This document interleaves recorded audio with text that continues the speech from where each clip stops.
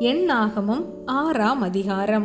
கர்த்தர் மோசேயை நோக்கி, நீ இஸ்ரவேல் புத்திரருடை சொல்ல வேண்டியது என்னவென்றால், புருஷனாகிலும் ஸ்திரீ ஆகிலும் கர்த்தருக்கென்று விரதம் பண்ணி கொண்டவர்களாயிருக்கும்படி நசரேய விரதமாகிய ஒரு விசேஷித்த பொருத்தனையை பண்ணினால், அப்படிப்பட்டவன் திராட்சரசத்தையும் மதுபானத்தையும் விலக்க கடவன்.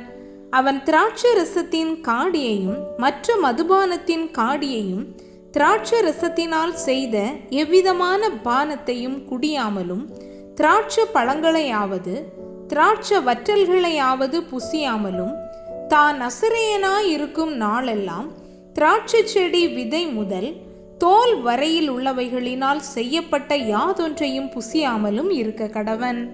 அவன் நசரேய விரதங்காக்கும் நாளெல்லாம் சவரகன் கத்தி அவன் தலையின் மேல் படலாகாது. அவன் கர்த்தருக்கென்று விரதம் காக்கும் காலம் நிறைவேறும் அளவும் பரிசுத்தமாயிருந்து தன் தலைமயிரை வளரவிட கடவன். அவன் கர்த்தருக்கென்று விரதம் காக்கும் நாளெல்லாம் யாதொரு பிரேத தண்டையில் போகக்கூடாது.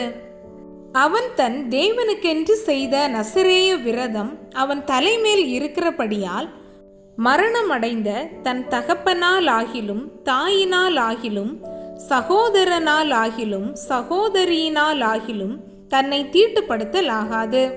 அவன் நசரேயனாய் இருக்கும் நாளெல்லாம் கர்த்தருக்கு பரிசுத்தமாய் இருப்பான்.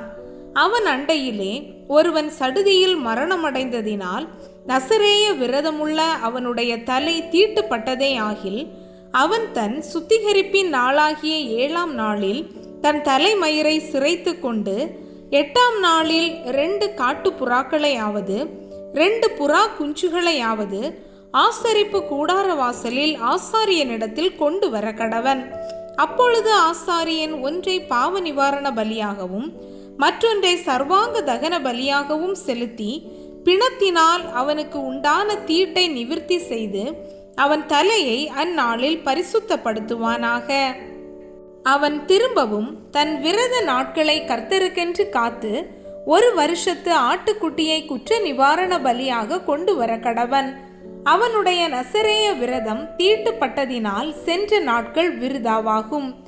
நசரேயனுக்குரிய பிரமாணமாவது, அவன் விரதம் காக்கும் நாட்கள் நிறைவேறின அன்றே அவன் ஆசரிப்பு கூடார வாசலிலே வந்து சர்வாங்க தகன பலியாக 1 வருஷத்து பழுதற்ற ஒரு ஆட்டுக்குட்டியையும், பாவ நிவாரண பலியாக 1 வருஷத்து பழுதற்ற ஒரு பெண்ணாட்டு குட்டியையும், சமாதான பலியாக பழுதற்ற ஒரு ஆட்டுக்கடாவையும், ஒரு கூடையில் எண்ணெயிலே பிசைந்த புளிப்பில்லாத மெல்லிய மாவினால் செய்த அதிரசங்களையும், எண்ணெய் தடவப்பட்ட புளிப்பில்லாத அடைகளையும், அவைகளுக்கு அடுத்த போஜன பலியையும் பான பலியையும் கர்த்தருக்கு தன் காணிக்கையாக செலுத்த கடவன். அவைகளை ஆசாரியன் கர்த்தருடைய சந்நிதியில் கொண்டு வந்து அவனுடைய பாவ நிவாரண பலியையும் அவனுடைய சர்வாங்க தகன பலியையும் செலுத்தி, ஆட்டுக்கடாவை கூடையில் இருக்கும் புளிப்பில்லாத அப்பங்களோடும் கூட கர்த்தருக்கு சமாதான பலியாக செலுத்தி அவனுடைய போஜன பலியையும் பான பலியையும் படைப்பானாக. அப்பொழுது நசரேயன் ஆசரிப்பு கூடார வாசலிலே பொருத்தனை செய்யப்பட்ட தன் தலையை சிரைத்து, பொருத்தனை செய்யப்பட்ட தன் தலைமயிரை எடுத்து சமாதான பலியின் கீழ் எரிகிற அக்கினியில் போட கடவன்.